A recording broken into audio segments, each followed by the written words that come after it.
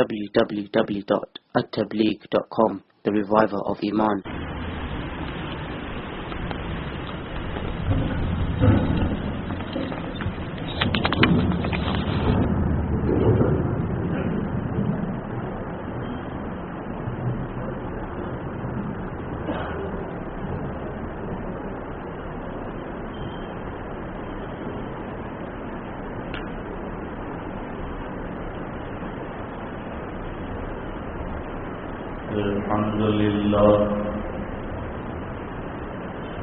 الحمد لله وكفى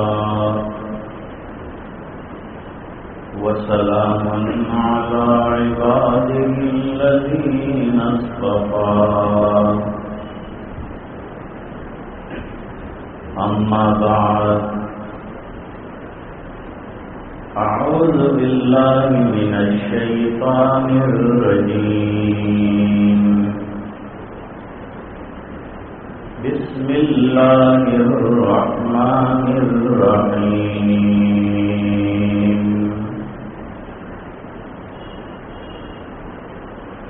ألف لام ميم ذلك الكتاب لا ريب فيه هدى للمتقين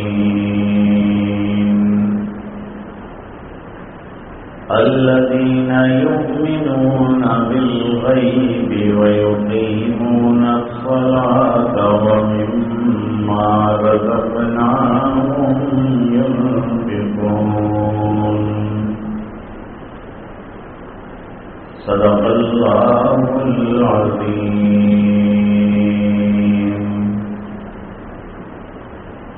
اللهم صل على سيدنا محمد وعلى آل سيدنا محمد وبارك وسلم.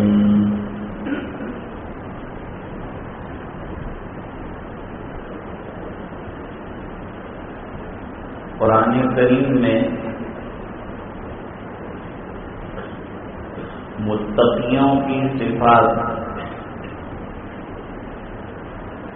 جو سورۃ البقرہ کے شروع میں بیان فرمائی ہے،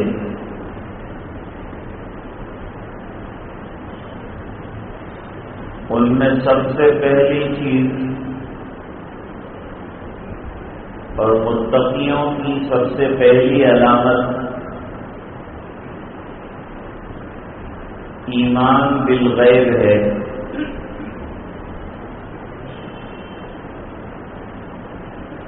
ایمان بالغیب کا مطلب یہ ہے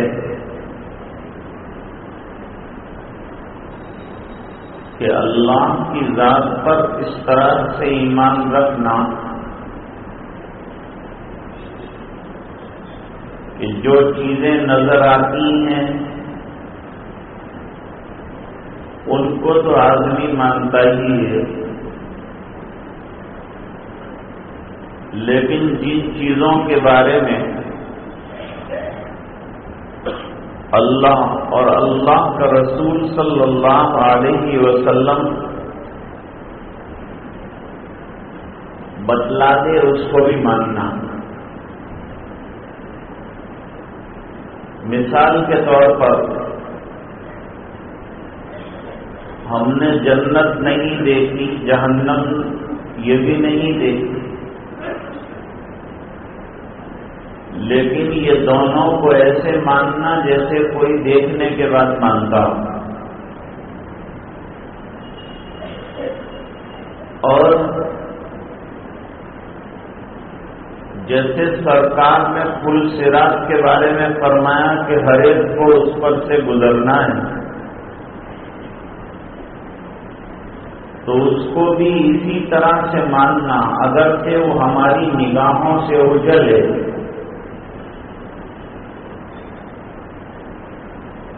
جیسے فرشتوں کو ماننا،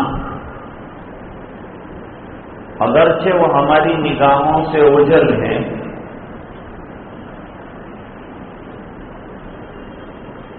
اسی طرح وحی کے اترنے کو ماننا، اگرچہ اس کو ہم نے دیکھا نہیں اترتے ہوئے،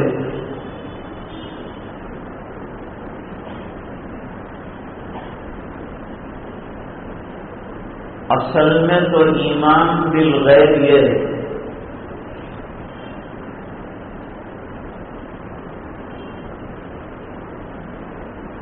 حضور پاک صلی اللہ علیہ وسلم نے فرمایا کہ قابل تعجب ایمان جانتے ہو کن لوگوں کا ہے؟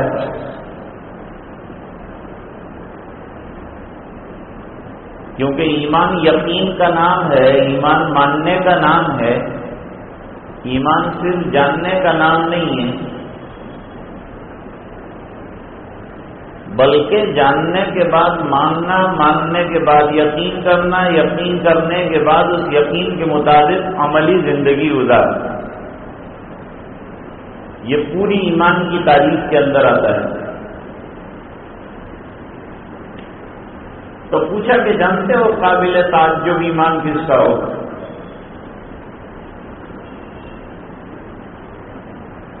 صحابہ کرام میں سے بعض نے یہ کہا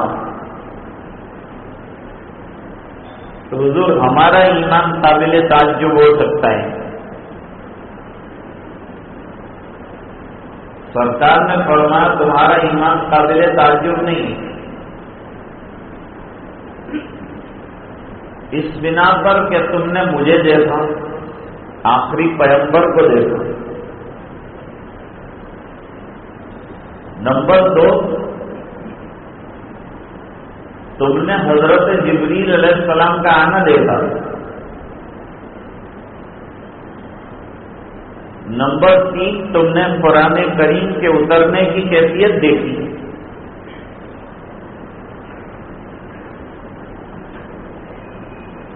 حدیث شریف میں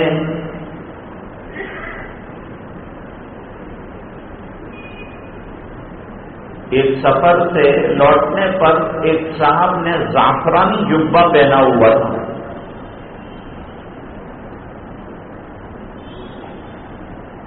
انہوں نے آ کر حضور پاک صلی اللہ علیہ وسلم سے مسئلہ پوچھا۔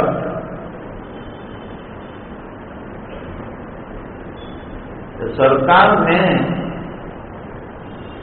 احرام باندھنا چاہتا ہوں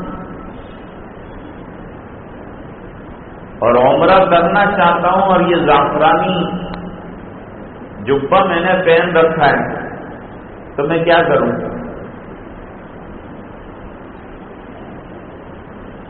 مسئلہ یہ ہے کہ احرام باندھنے کے وقت کوئی ہلکی پھلکی خوشبو لگانا منع نہیں ہے،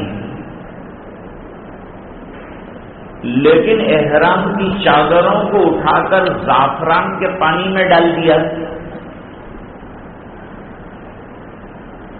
اور زعفران کو اس کے اندر بسنے دیا،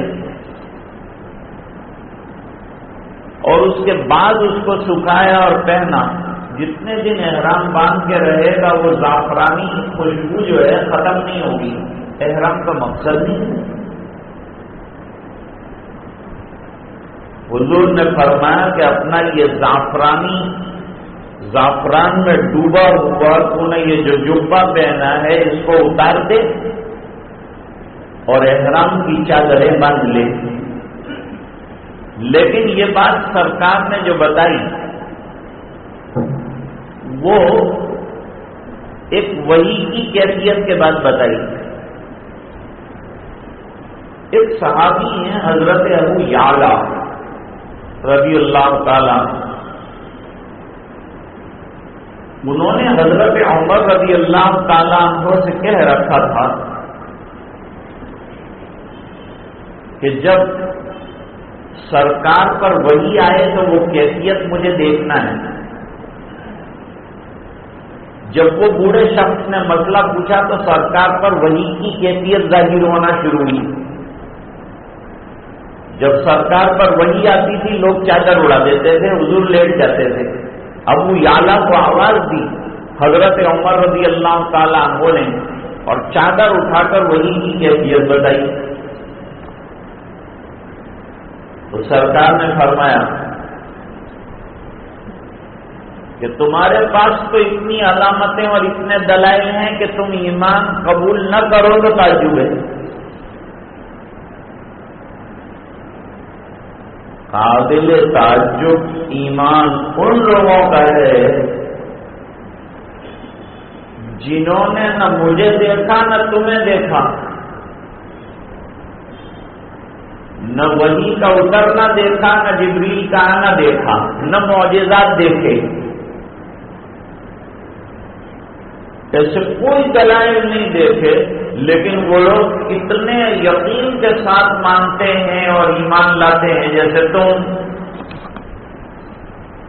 اشارہ ہماری طرف ہے. 1400 سال ہوئے ہم نے کوئی چیز نہیں دیکھی ہے، لیکن اللہ کے فضل سے ہم آج اسی طرح سے مانتے ہیں جس طرح سے صحابہ کرام ان تمام چیزوں کو دیکھنے کے بعد مانتے تھے.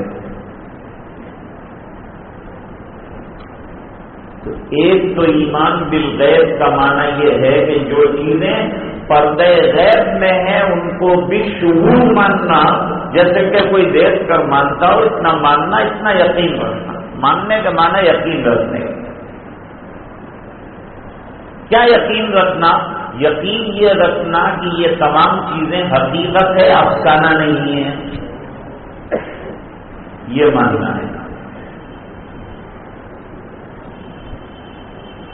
اب ایمان بالغیب میں ایک بات یہ ہے کہ اس طرح سے ماننا کہ ہم غیب داں نہیں ہیں، غیب کی چیزیں ہم نہیں جانتے، اور نہ ایمان والے کو غیب کی چیزیں جاننے کی کوشش کرنا. جیسے کسی کاہن کو اپنا ہاتھ دکھانا کہ میرا مستقبل بتا، یہ ایمان بالغیب کے منافی ہے. اللہ کی ذات پر بھروسہ رکھنا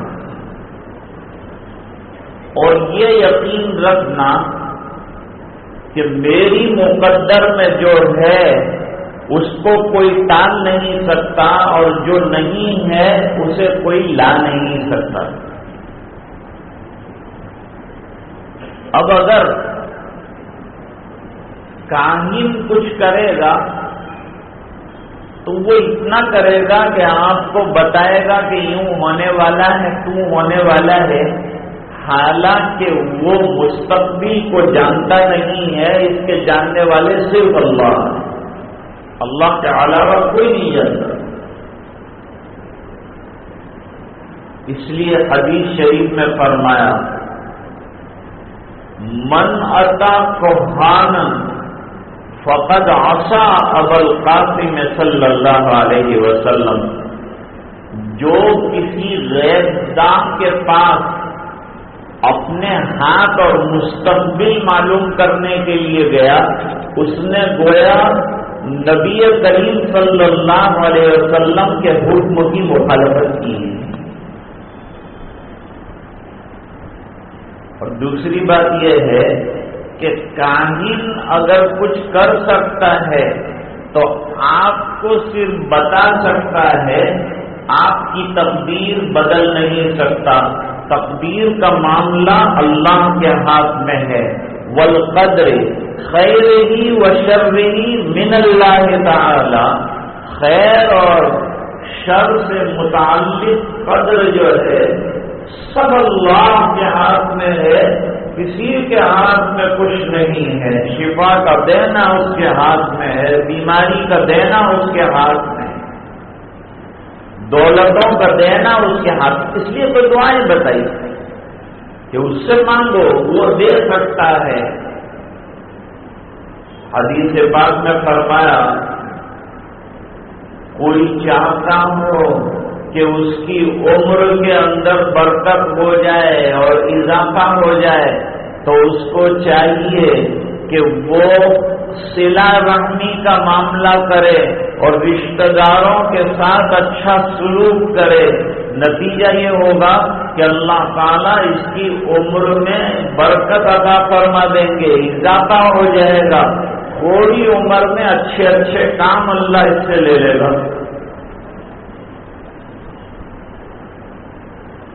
تو کہنے کا مقصد یہ ہے کہ کاہنین کے پاس آج کل واٹس ایپ پر بہت زیادہ یہ چیز چلتی ہے، بھائی فلان جیوتشی تیار ہیں آپ کو آپ کا مستقبل بتانے کے لیے۔ وہ بتا سکتا ہے، آپ کا مستقبل بنا تھوڑا سکتا ہے، تو بتا دے گا تو کیا فرق پڑنے والا ہے؟ جو ہونا ہے وہ تو ہو کر رہے گا۔ قُلْ لَن يُصِيبَنَا إِلَّا مَا كَتَبَ اللَّهُ لَنَا هُوَ مَوْلَانَا۔ اے نبی آپ فرمائیے کہ جو چیز تم کو پہنچنا اللہ کی طرف سے طے ہے وہ پہنچ کر رہے گی اور اسے کوئی روک نہیں سکتا۔ اصل میں کارساز ہستی اگر کوئی ہے تو اللہ کی۔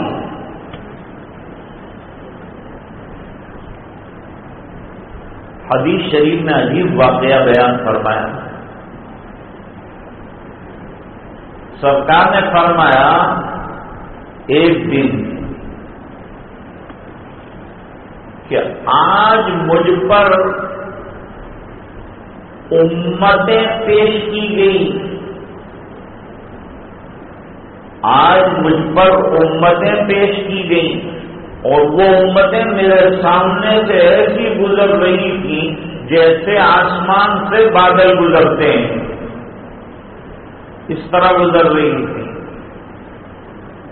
تو میں نے دیکھا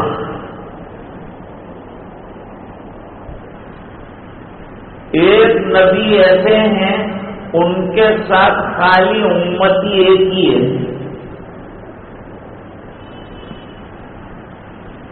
ایک نبی ایسے ہیں ان کے ساتھ ایک بھی امتی نہیں ہے۔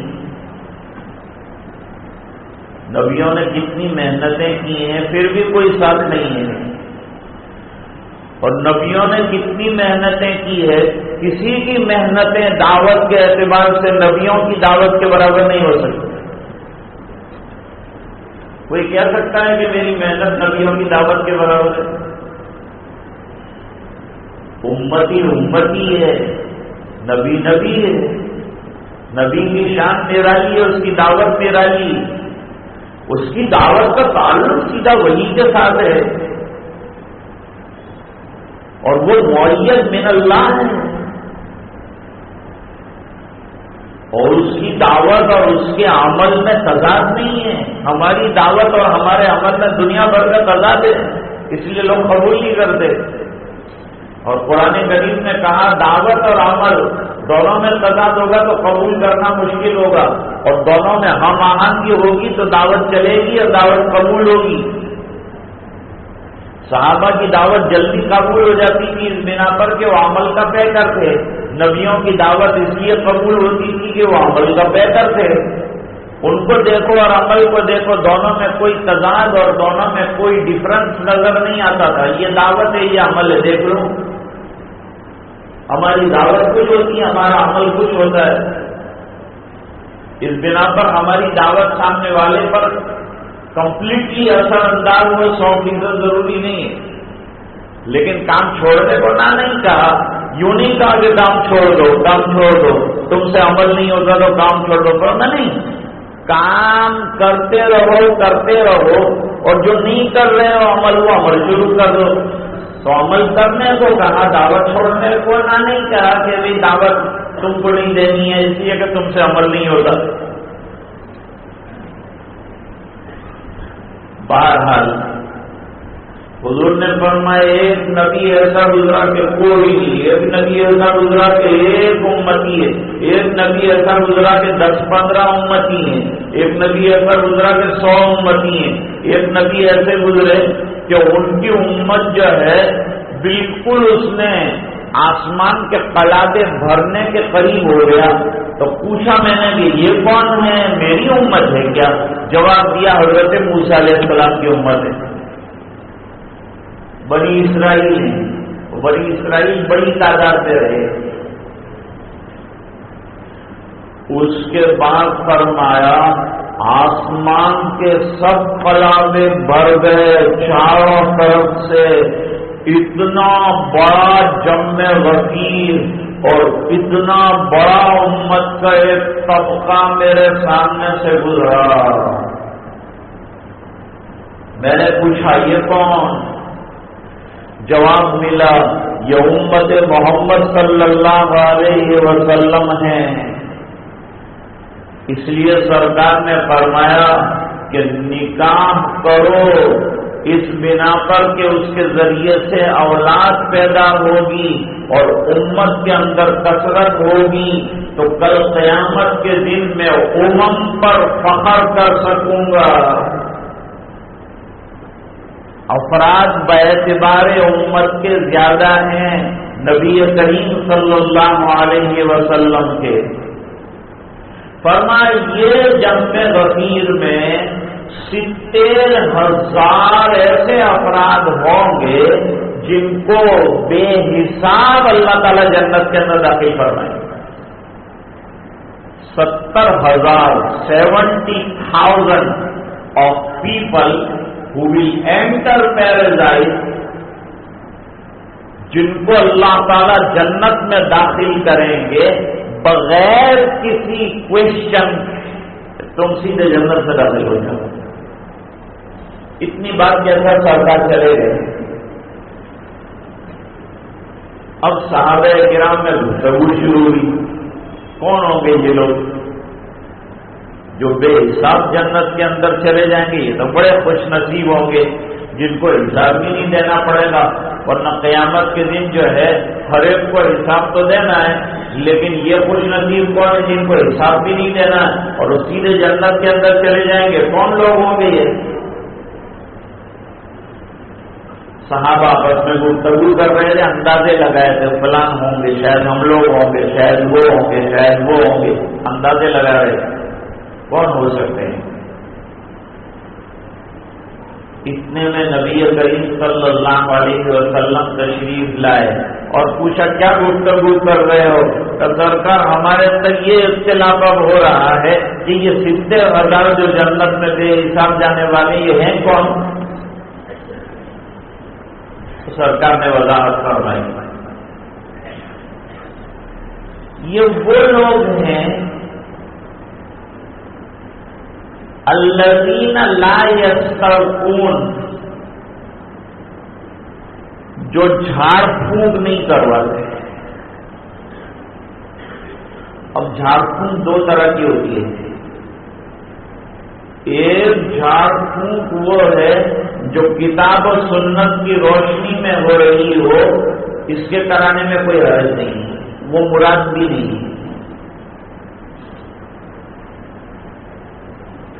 جیسے غیر مستند لوگوں کے پاس لوگ چلے جاتے ہیں اور وہ الٹے سلٹے جو بھی آتا ہے وہ دم کرتا ہے۔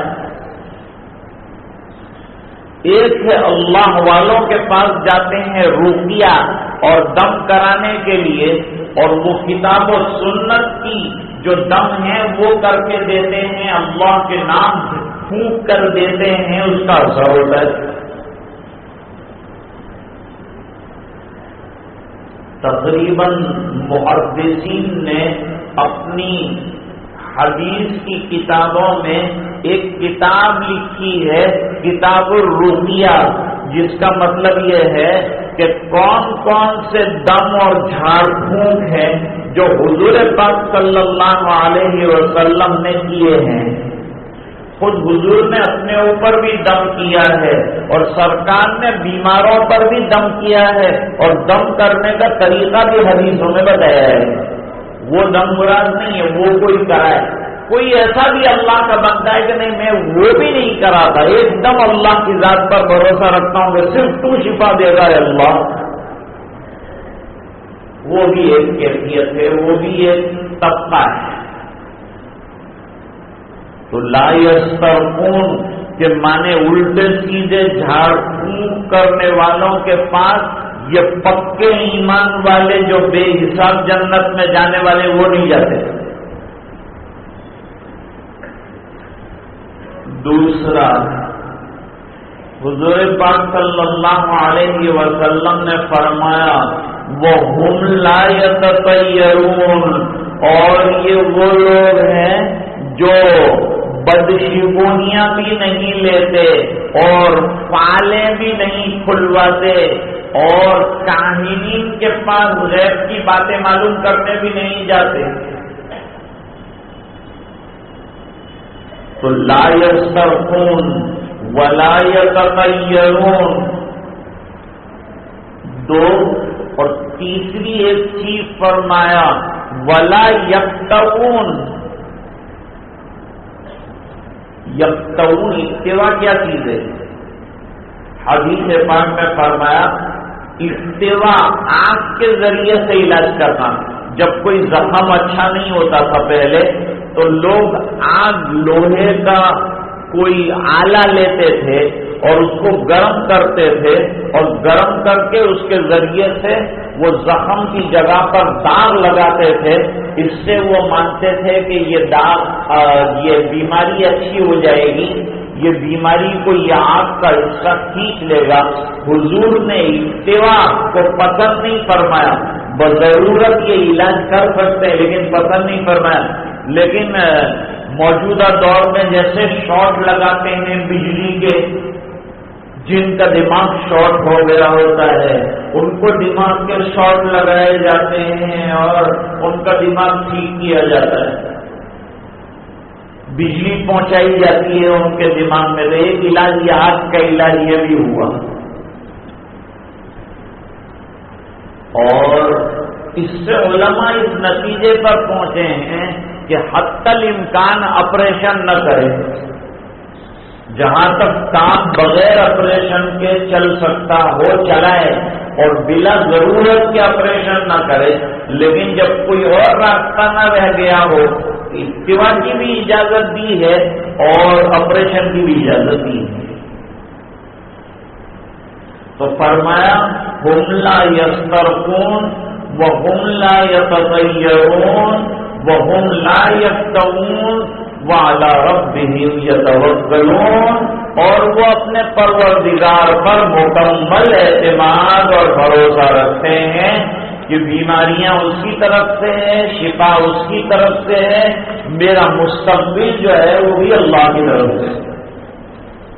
میرے والد صاحب نے حج کا سفر کیا پانی کے جہاز سے. جو تھیلی لے کے گئے تھے وہی تھیلی لے کے واپس آئے تھے.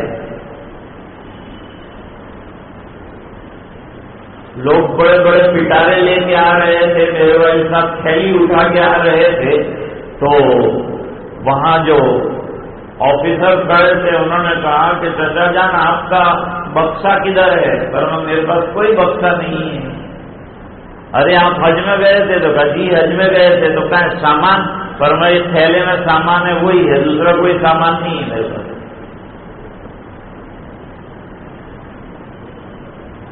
تو پانی کے جہاز میں اچانک کپتان نے اعلان کیا کہ آگے طوفان ہے، اس لیے ابھی ہم جائیں گے نہیں آگے، یہاں لنگر انداز ہو جائیں گے، جب طوفان ختم ہوگا تب جہاز آگے بڑھے گا.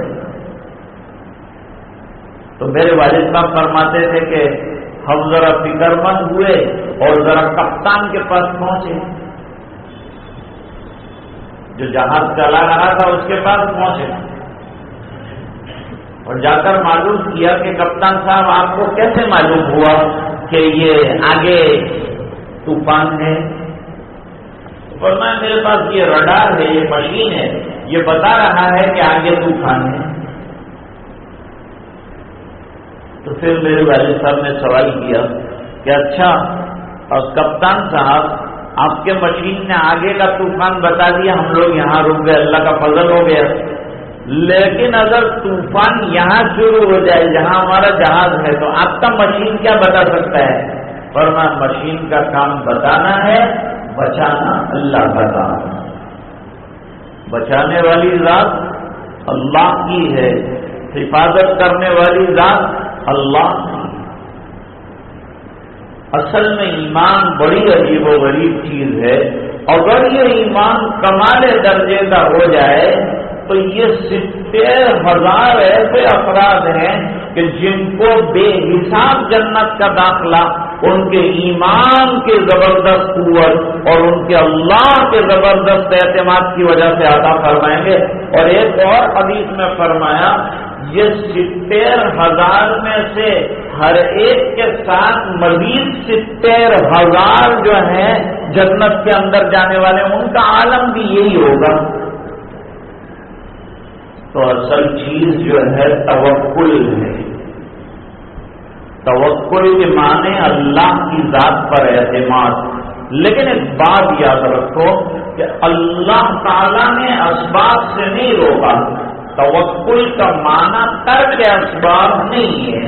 اسباب اختیار کرنے کے بعد نتائج میں اللہ کی ذات پر اعتماد کرنا، جیسے کسان بیج بونے کے بعد اللہ کی ذات پر بھروسہ کرتا ہے کہ اب میرا پروردگار چاہے گا تو اناج غلہ اور فصل اگے گی، اور نہیں چاہے گا تو میں کچھ اس میں کر نہیں سکتا۔ اسباب کی لائن سے بیج بونا میرا کام تھا، لیکن اسے اگا کے انتہا تک پہنچانا اللہ کا کام ہے۔ آدمی اولاد کے لیے شادی کرتا ہے تو اسباب شادی کے اختیار کرتا ہے، لیکن اولاد کا دینا اللہ کے اختیار میں ہے۔ وہ چاہیں گے تو عطا فرمائیں گے۔ اور بیمار ہو گیا اور علاج اور معالجہ اور دوا دارو کر رہا ہے تو یہ اسباب کی لائن ہے، منع نہیں فرمایا، لیکن دوا کو شافی نہیں سمجھ سکتے ہیں، شفا اللہ دینے والے ہیں۔ قرآن کریم میں حضرت ابراہیم علیہ السلام کا واقعہ اللہ تعالیٰ نے بیان فرمایا، ان کا مکالمہ، ان کی گفتگو کو ذکر فرمایا۔ حضرت ابراہیم علیہ السلام نے فرمایا یطعمنی ربی ویسقین، میرا رب وہ ہے جو مجھے کھلاتا ہے اور پلاتا ہے۔ کھانا بھی ہمارے اختیار میں نہیں ہے، وہی کھلاتا بھی ہے، اور کھانا ہضم کرانا اور یہ پائپ میں سے نیچے اتار دینا یہ بھی اللہ کا فضل ہے، اس میں بھی ہمارا کچھ کمال نہیں۔ بیچ میں آ جائے کھانا تو اس سے نیچے اتارنا ہمارے کام کی چیز نہیں ہے، وہ اللہ اپنے فضل سے اتارتے ہیں۔ بادشاہ اپنی باندی کے ساتھ کھیل کود میں لگا ہوا تھا، سامنے پھلوں کا بڑا طبق پڑا ہوا تھا، اور ایک ایک انار ایک ایک انگور کا دانہ خود کھاتا تھا، دوسرا وہ اپنی محبوبہ کو کھلاتا تھا۔ اچانک زور سے منہ میں ڈالا، حلق میں پھنس گیا، تڑپ گئی، مر گئی، اس کی گود ہی کے اندر معاملہ ختم ہو گیا۔ تو جو عیش و عشرت کا سامان تھا وہ موت کا سامان نہیں بن گیا۔ تو فرمایا یطعمنی ربی ویسقین، میرا پروردگار مجھے کھلاتا ہے، مجھے پلاتا ہے۔ اور کھانے پینے کے بعد جو ہے بیماری کا مسئلہ آتا ہے، اس لیے آگے فرمایا وَإِذَا مَرِضْتُ فَهُوَ يَشْفِينِ، اور جب میں بیمار ہو جاتا ہوں تو میرا پروردگار شفا دیتا ہے۔ بیماری کی نسبت تو اپنی طرف فرمانی ہے، اور نعمت ہے شفا، اس کی نسبت اللہ کی طرف فرمائی ہے۔ اس سے معلوم ہوا کہ نعمتوں کی نسبت، اچھی چیزوں کی نسبت، اچھی صفات کی نسبت اللہ کی طرف کرنا چاہیے۔ تو شفا دینے والے اللہ ہیں، یہ نبی کا اعتماد ہے اور یہ نبی کا بھروسہ ہے۔ اصل چیز ایمان بھروسے کی چیز ہے، یقین کی چیز ہے، اللہ کی ذات پر مکمل اعتماد کی چیز ہے۔ اللہ تعالی ہمیں اس کی ذات پر کمال درجے کا یقین نصیب فرمائے، اور پورے یقین سے لبریز زندگی اللہ تعالی ہمیں نصیب فرمائے، پختہ یقین اللہ تعالیٰ کی ذات پر ہمیں عطا فرمائے۔ وآخر دعوانا الحمدللہ رب